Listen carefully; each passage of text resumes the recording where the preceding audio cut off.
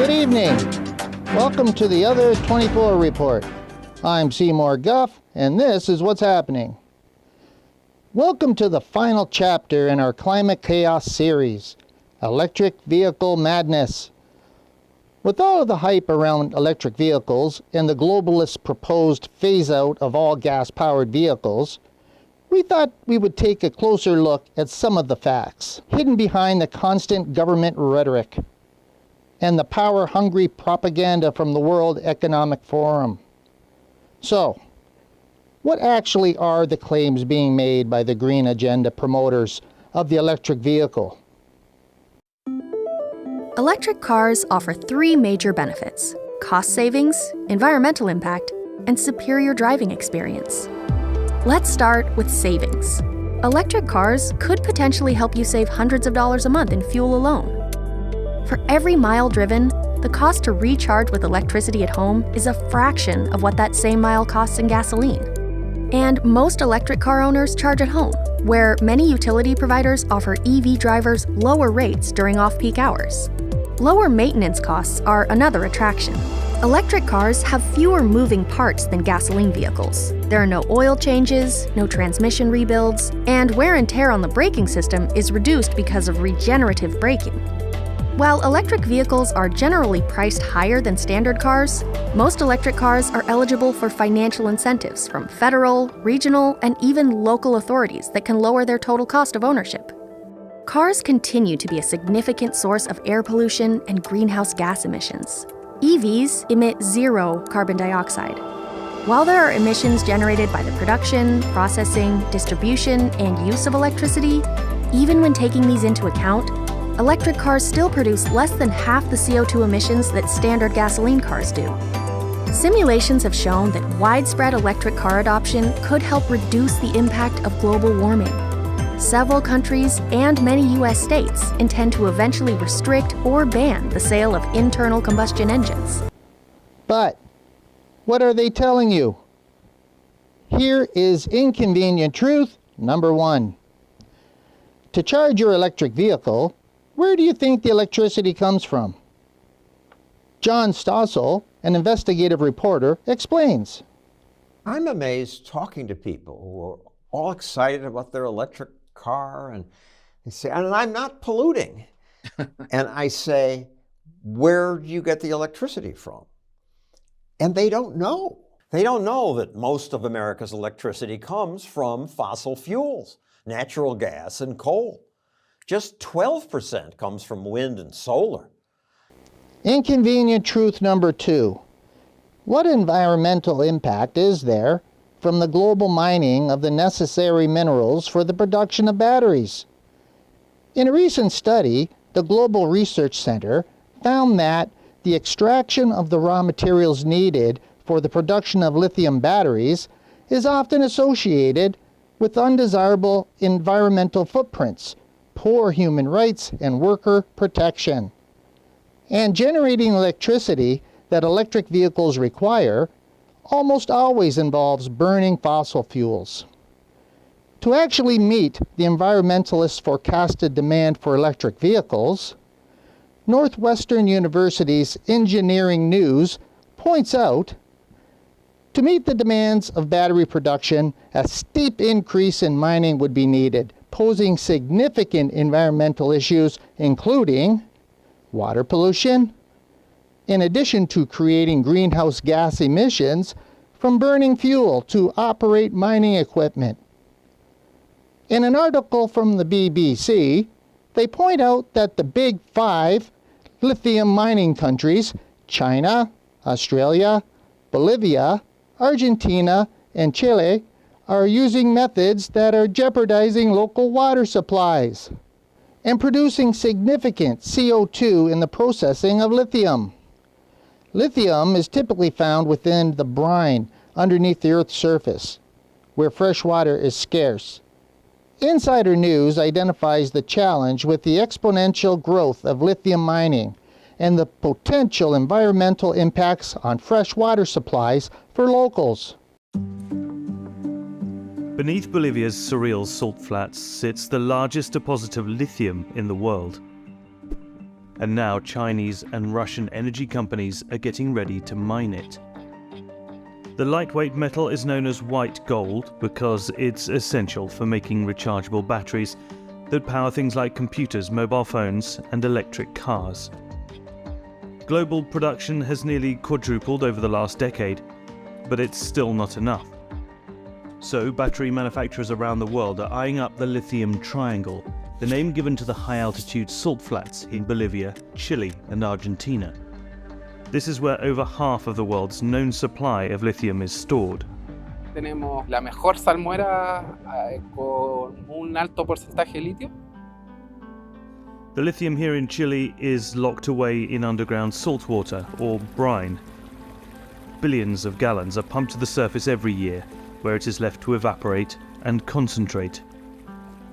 Mining companies also use millions of gallons of fresh water, and in one of the driest places on Earth, locals are scared of what that will do to their already scarce water supplies. And they worry they won't get their fair share of the white gold rush unfolding in their own backyard. Que no nos estén incitando, porque nosotros también sabemos cuándo tenemos que levantarnos. Mining the lithium triangle looks inevitable in the rush towards an all-electric future. But what is the true cost? To learn more about the challenges of electric vehicles, we now go to Salvatore Salvaggio. Salvatore? Thank you, Seymour. So, there seems to be a rush to ban the gas-powered vehicles.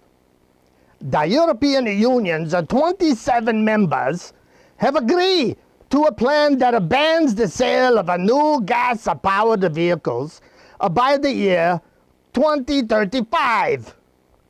And the countries like Canada, Japan, and some U.S. states are also jumping on the bandwagon. Is this really going to help the reduction of the CO2 and help the environment? Let's listen to the John Stossel and the Mark Miller again to explain what the climate activists and some of the politicians just refuse to understand. 5 inconvenient facts about electric cars that politicians and green activists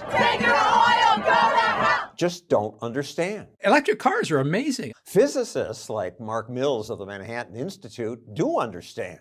He says the trend to electric is a good thing. But it won't change the future in any significant way with respect to oil use or carbon dioxide emissions.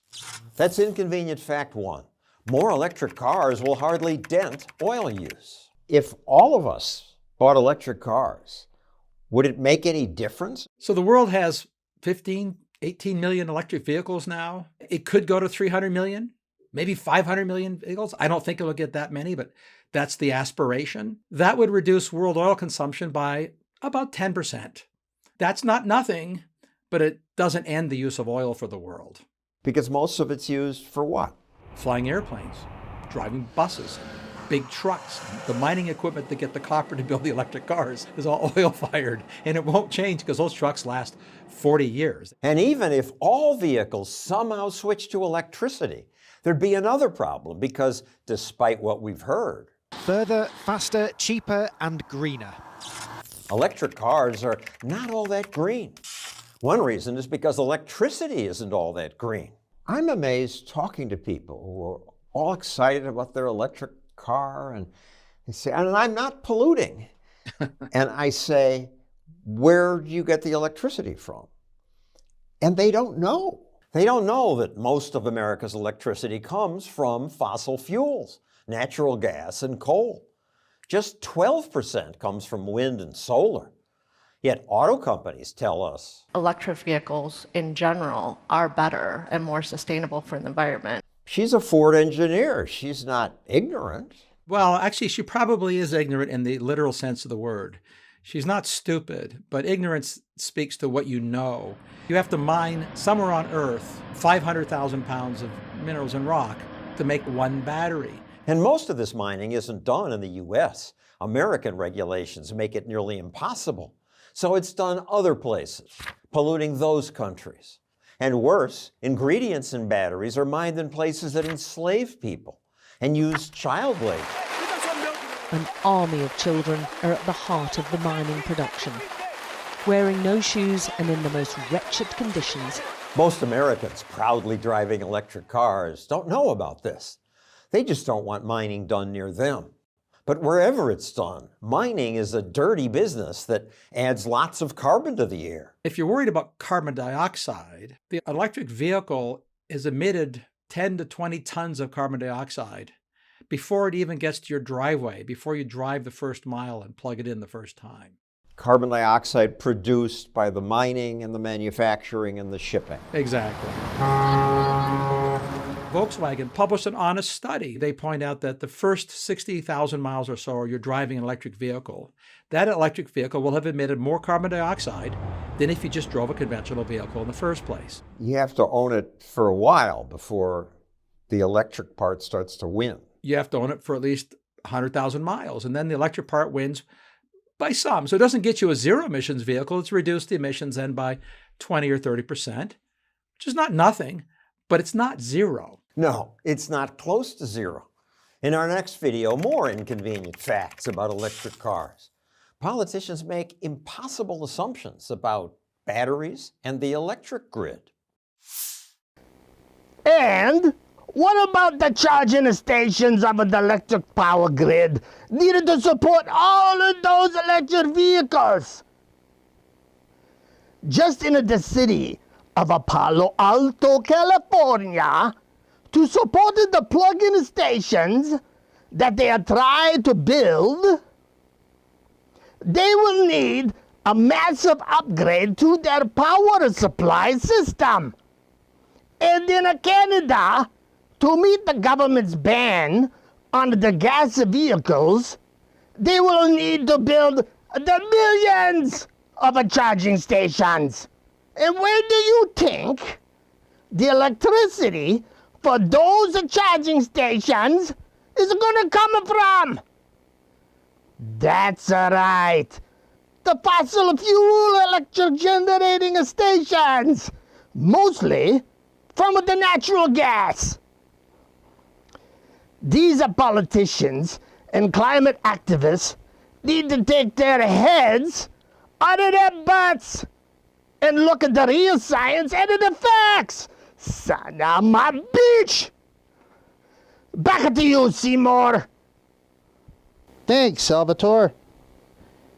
I think that Mark Mills, Senior Fellow of the Manhattan Institute and Prager University, sums up our Climate Chaos series very well. Over to you, Mark. You ever heard of unobtainium? It's the magical energy mineral found on the planet Pandora in the movie Avatar. It's a fantasy in a science fiction script. But environmentalists think they found it here on Earth in the form of wind and solar power. They think all the energy we need can be supplied by building enough wind and solar farms and enough batteries. The simple truth is that we can't, nor should we want to, not if our goal is to be good stewards of the planet. To understand why, consider some simple physics realities that aren't being talked about. All sources of energy have limits that can't be exceeded. The maximum rate at which the sun's photons can be converted to electrons is about 33%. Our best solar technology is at 26% efficiency. For wind, the maximum capture is 60%. Our best machines are at 45%. So we're pretty close to wind and solar limits. Despite PR claims about big gains coming, there just aren't any possible. And wind and solar only work when the wind blows and the sun shines, but we need energy all the time. The solution, we're told, is to use batteries. Again, physics and chemistry make this very hard to do. Consider the world's biggest battery factory, the one Tesla built in Nevada. It would take 500 years for that factory to make enough batteries to store just 1 day's worth of America's electricity needs. This helps explain why wind and solar currently still supply less than 3% of the world's energy, after 20 years and billions of dollars in subsidies.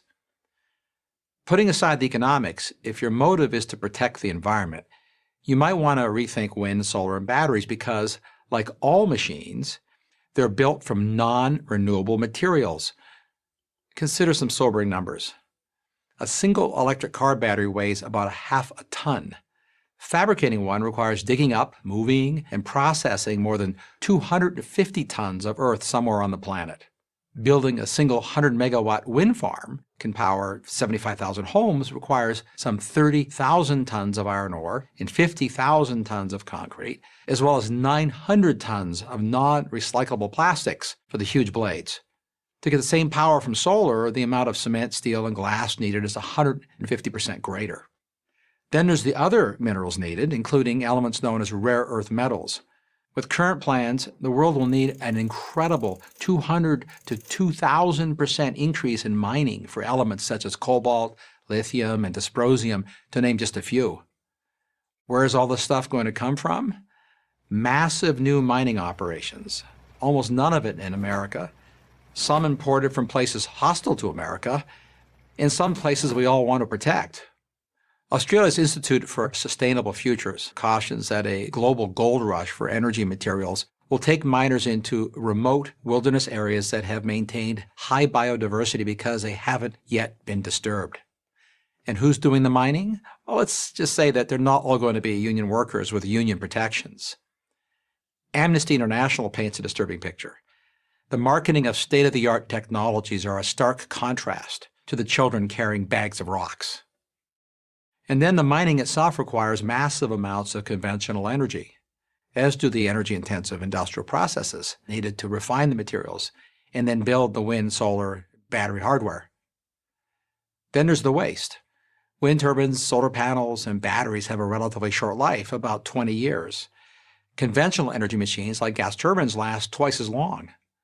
With current plans, the International Renewable Energy Agency calculates that by 2050, the disposal of worn-out solar panels will constitute over double the tonnage of all of today's global plastic waste. Worn-out wind turbines and batteries will add millions of tons more waste. It'll be a whole new environmental challenge. Before we launch history's biggest increase in mining, dig up millions of acres in pristine areas, encourage childhood labor, and create epic waste problems, we might want to reconsider our almost inexhaustible supply of hydrocarbons, the fuels that make our marvelous modern world possible. And technology is making it easier to acquire and cleaner to use them every day. The following comparisons are typical and instructive. It costs about the same to drill one oil well as it does to build one giant wind turbine. And while that turbine generates the energy equivalent of about 1 barrel of oil per hour, the oil rig produces 10 barrels per hour. It costs less than 50 cents to store a barrel of oil or its equivalent in natural gas, but you need $200 worth of batteries to hold the energy contained in one oil barrel. Next time someone tells you that wind, solar, and batteries are the magical solution for all our energy needs, ask them if they have an idea of the cost to the environment. Unobtainium works fine in the movies, but we don't live in the movies. We live in the real world. I'm Mark Mills, Senior Fellow at the Manhattan Institute for Prager University. So, that's what's happening. We look forward to your comments below and hope that you will like and share this video to help spread the truth. I'm Seymour Guff, signing off until next time. Keep asking questions and looking for answers. Everyone has 24 hours in their day. Which 24 will you live?